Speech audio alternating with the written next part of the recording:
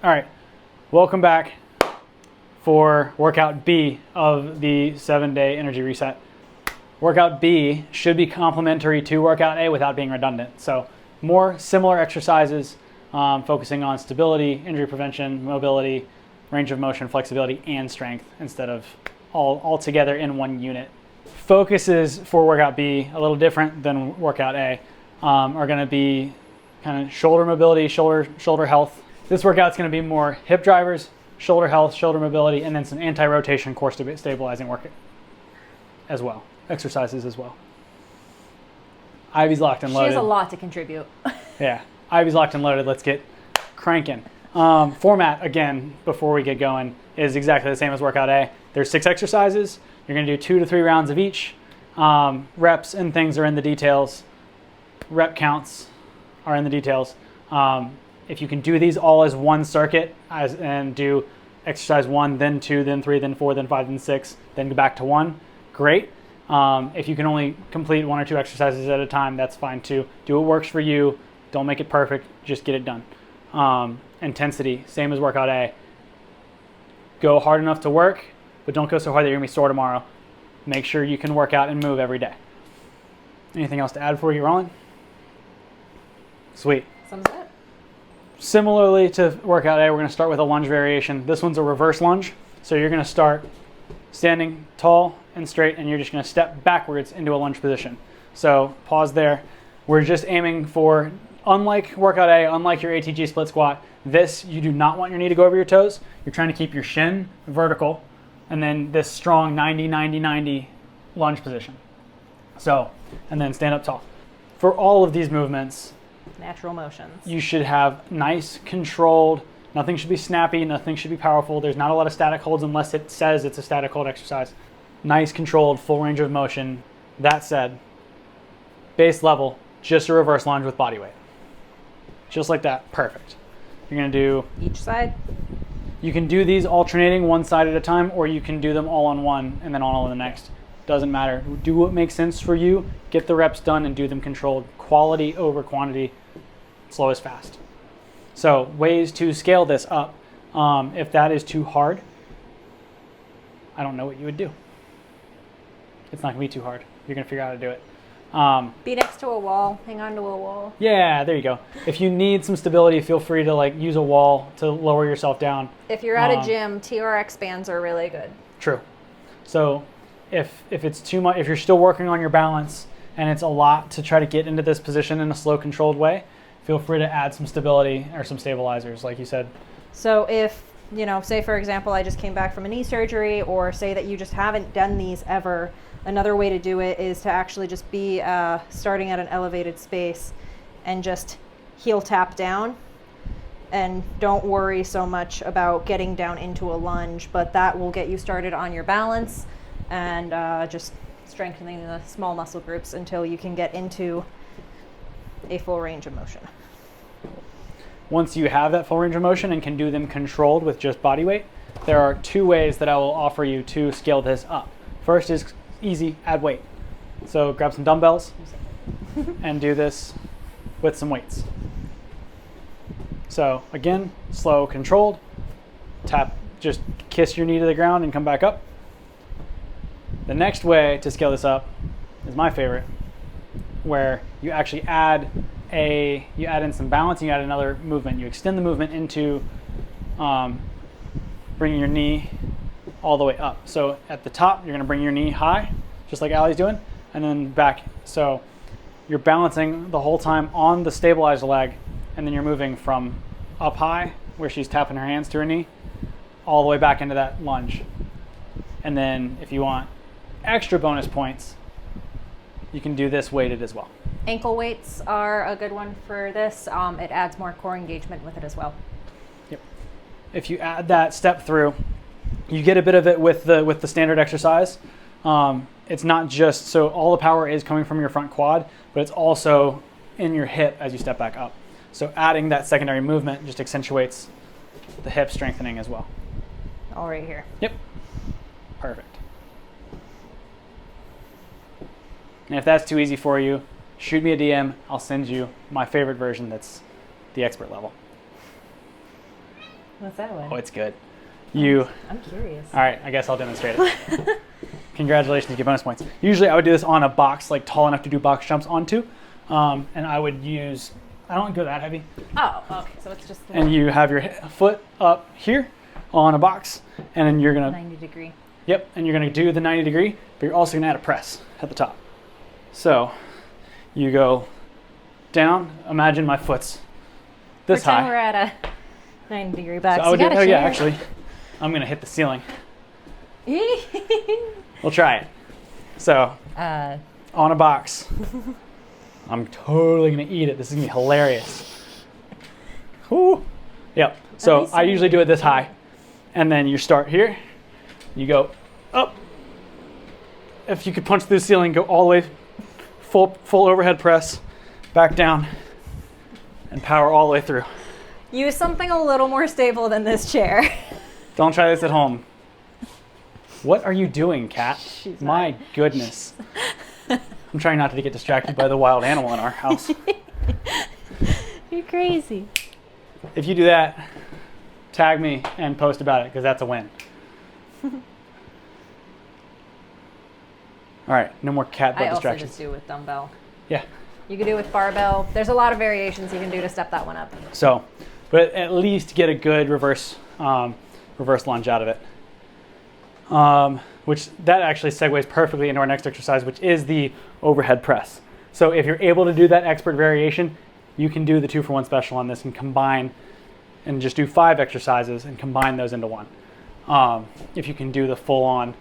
Efficiency helps consistency. Exactly. So pretending that we're not at that level, just base level, just your standard overhead press, you're going to grab either super lightweight dumbbells or whatever dumbbells you have access to, or a band if you don't have access to dumbbells. You can do band, dumbbells, barbell, whatever. You're going to start at 90 degrees, straight out from going this way. You should be in a flat plane. Yeah, your arms should be in a flat plane with your ears, and then you're going to squeeze your shoulders up and get those weights to touch just above your head. And then on the way back down, again, slow and controlled. Let the weight come a little lower and get that full range of motion down as well. So you're going to squeeze up and then squeeze down. That way you get a little bit of a stretch.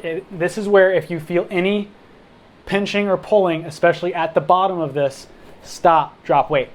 We're not trying to build massive bodybuilder delts here. We're trying to build bulletproof shoulders. And that comes from all of the little tiny rotator muscles in your shoulder getting stronger, not just the big muscles that can lift the volume of weight. Tally's going to show you how to do this with a band as well. I don't usually do this one. If you thwap yourself, it's on you, not our fault. But again, same motion here. You can drop it behind your back, so that way your arms stay in that flat plane. Band goes behind your head. See the squeeze of her shoulders down and up. Muscles. Next exercise is the glute bridge. Super simple. So glute bridge, you've probably seen this before. You're going to be laying on your back with your feet, knees bent, feet flat on the ground. And then you're quite simply going to push through your heels and through your shoulders to push your hips straight up towards the sky. Imagine the balls of your hips right here just going straight up in a straight line towards the ceiling, just like that. And all of that is going to come from a squeeze. So don't think about, throwing the weight or pushing with your back. It's all a squeeze of the posterior chain, just like our hip hinges yesterday when we were doing RDLs. Same thing, just different. So just like you did with RDLs to really squeeze your hamstrings and glutes, you're doing the same thing here with these glute bridges. So some position things I like with this one is you have your feet shoulder width apart, and then I also just go ahead and touch my fingertips to my heels. That way I know I'm at a nice angle for getting all the activation I'm looking for on this one. Perfect. Scaling options for that, it's pretty simple at this level. If that is too easy, if you're an expert, you can add some weight. It's really easy usually to grab to hold a dumbbell. A lot of dumbbells are about hip width. So that's an easy way to increase that as well. Some people like the band around their quads. I've seen that one too. I've never tried that variation, but I know that it exists and it works. So Again, whatever you can do to get the work you need, and full range of motion, controlled movement. Anything else? Variations to everything, but Yep. that's Pick the variation that works and consistently works to get what you need out of it. The priorities are quality movement. What level you're at, be honest with yourself, don't push too hard. Any of these things can become detrimental if you go too heavy. So let it be easy. I'd rather you pick an easy variation and feel too light or too easy than you go too hard and get hurt. All of this, again, this is a reset. So get back in your body, quality movements, and really build from the inside out each piece of your entire body. On to the next, face pulls. I like doing these with a band. You can do them with with cables as well if you're at a gym, but basically similar to your overhead presses, we're going to reverse that and we're going to pull your shoulders back.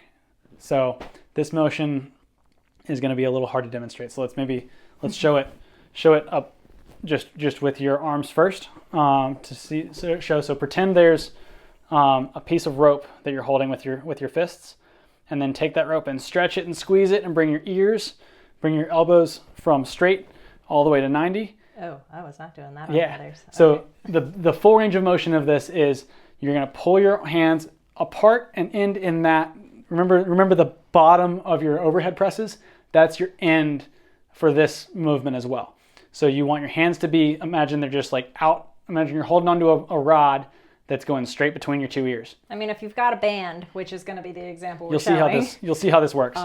Usually something we want to have a little higher up. So in our example here, most people would have a doorknob if you want to sit on the floor, or if you can mount it higher, or if you're in a gym. A lot of different things, but just working with what we've got right here. Yep. We are going to show both angles. So the goal is for the band to be anchored at shoulder height or above. So a lot of times I'll do this around a pull-up bar at a gym, or like I said, I'll use the cable machine. And so just nice and controlled. I was not doing that part. Oh yeah, you really get that squeeze. It's hard, isn't it? It's harder because it's just literally the band across my forehead. Yeah. So obviously, if you have a band, you want to try to get the band to the bridge of your nose, right in front of your eyes. Don't pull it through your head. Don't be silly. But you really want to squeeze those muscles all the way back as hard as you can. Just like that. Perfect. And to show the muscle group So that we want to work. Watch Allie's shoulders here. Where you're really going to feel, and what you really want to focus on is your shoulder blades. Your shoulder blades are going to rotate from here and then squeeze together. So you're trying, if these are Allie's shoulder blades, you really want to squeeze those together and really hug your spine with your shoulder blades. So let your back extend all the way around and reach forward, and then pull with your shoulders. There you go. There, perfect. It's that squeeze there that you want to get. So these, again, bands are great. Feel free to go light. We're building up all of the little tiny muscles in the back. Your lats are huge, your delts are huge, your arms are strong, but there's a lot of little tiny muscles that get missed in your shoulder, and those are the ones that get injured because people don't train them. So this is literally helping us build bulletproof shoulders from the inside out. Next to last, we've got the founder. So this, Dr. Eric Goodman created this position. We're going to borrow it because it's fantastic. This is a static hold, and it's complex and it is difficult. This should feel very hard in a way that you might not have felt before. So I'm going to walk us both. We're both kind of demonstrate from different angles here. I'm going to walk us into this position from the ground up. So starting with your feet, you want to be just outside of your hips. Toes should be either neutral, pointing straight forward, or a little bit turned in. So if anything, your toes should be a little kicked in, like pigeon-toed, and your heels a little bit kicked out. Moving on up, you've got your legs, your quads, your glutes, strong base. Find that really, really strong base and get grounded into your feet. Then extending upwards, you want to find a really, what you would think of as a really inflated, proud posture. So we're going to try to extend, think about your spine, making it as long as you can. So from your tailbone to the top of your head, really extend it and stand up as tall as you can. With that, you're going to feel your chest open, your ribs open. Let that happen. Bring your arms out to your sides, and kind of as that all opens up, don't you're going to think tall, not just open. So again, long spine, more than open chest. Keep that spine straight, engage your core, open here, and then we're going to get into this position, which is again a hip hinge like we've done in other exercises, and you're going to push your butt, your hips as far away as you can from your hands. So your hands are going to go out and your butt is going to go back, just like Allie's is here. So see how her spine is straight? Even tilt your head down just a little bit and then look up with your eyes. Perfect. So tailbone, spine through the top of your head as long as you can and in a straight line. And then she's focused here. You're holding, it's going to feel like your body's fighting against itself, like you're pulling your muscles literally against each other, and that's good. That's what you want here. You're finding the balance. The weight should be in your heels as you drive your hands and your hips as far apart as you can. The whole time, you should be keeping your spine not arched, but straight. Core is engaged, spine is long, neck is straight, and you're just going to hold that position. You should really feel it in your lower back and your hamstrings all the way down. Elbows. Last thing, perfect. Allie's on it, one step ahead of me, as usual. The last thing you can add in, if you want a little bit more to just pull the whole system together, is really crank. We like holding our hands, make a ball out of your hands. As you push that ball far away from your hips, what you can do is you can crank your elbows down. Imagine you're squeezing a balloon between your elbows. What that's going to do is engage your lats here and really start to engage the rest of your body. So if your posterior chain is holding your legs strong, if your feet are anchored into your heels, if your spine is long, your core is engaged, and then you squeeze your lats, you literally have your entire body in a strong, stabilized position that's going to protect not just your back, but your joints, your entire body. So that's the Founder. We're big fans. As for the static motion side of it, the instructions say how much now? So we're going to hold this for 30 to 60 seconds. So take your time getting into it, find your base, find your core, and then move into that Founder position and then hold for 30 to 60 seconds. It's going to be hard. You might start shaking. Fight it as long as you can. Get what you can out of it. You're not going to hurt yourself in this position. Just hold it, really hold everything tight, and you'll feel the benefits that you get out of your posture. And if you need, you can allow yourself a break, come up, and get back into it. Mm-hmm. Last thing, the movement in and out of this position, make sure, just like an RDL, you're using your glutes, your hamstrings, your posterior chain, not your back. It's really easy to get here and get tired and just stand up and walk away. Make sure you finish everything strong. So just like everything else, really squeeze those glutes and squeeze those hips back to center to get back up out of it, just like every motion we're doing. So, good enough? Say so. Good stuff. One more, the Pallof press. So this is another banded exercise. We're going to work with what we got here. I usually prefer the band to be between shoulder height. It's going to be attached out 90 degrees out to your side, anchored to something stable. It can be a doorknob or it can be a squat rack. Use what you've got. Anywhere from hip height till shoulder height is great. This exercise, we're going to have the band. If you will grab that and trade with me again. You're going to kind of get into that same strong, almost Founder position, that hip hinge, that strong base, strong core. And the point of this exercise is to fight. The band is going to want to pull you in a rotating, is going to want to pull your upper body to rotate. And with this, so we're fighting that. We're fighting it. So instead of doing repetitions, instead of doing twisted repetitions, we're working on the static stability of your core itself. So fighting that rotation, we're going to be focused on moving the band in and out from your chest. So right from your solar plexus, right from your core, right from your center, and then extending as far out as you can. Feel free to get into a little bit of a squat here as well if you need to engage your lower body as well. But the main point of this exercise, you're really going to feel it right here, right in your core. And so difficulty on this one is you just decide what distance you are from your band, or if it is at the gym, they have the weighted racks as well. You can have the cables at different weights. Yep. So you can use thicker bands. So I always try to do this with bands. And then again, either use a heavier or lighter band if you need to go up and down in difficulty, or simply move farther or closer to the rack. So with this, I usually think to be as far away as I can before my body starts to rotate. If you feel like you have to compensate, this isn't one where you really need to be in tune with your body. This is what the Founder helps you with a lot, is being in tune with your whole body. So that's why it's placed right after the Founder. You should feel it in your core. If you start feeling like you're fighting too hard to have to compensate with other parts of your body, it's too hard. Take a step back.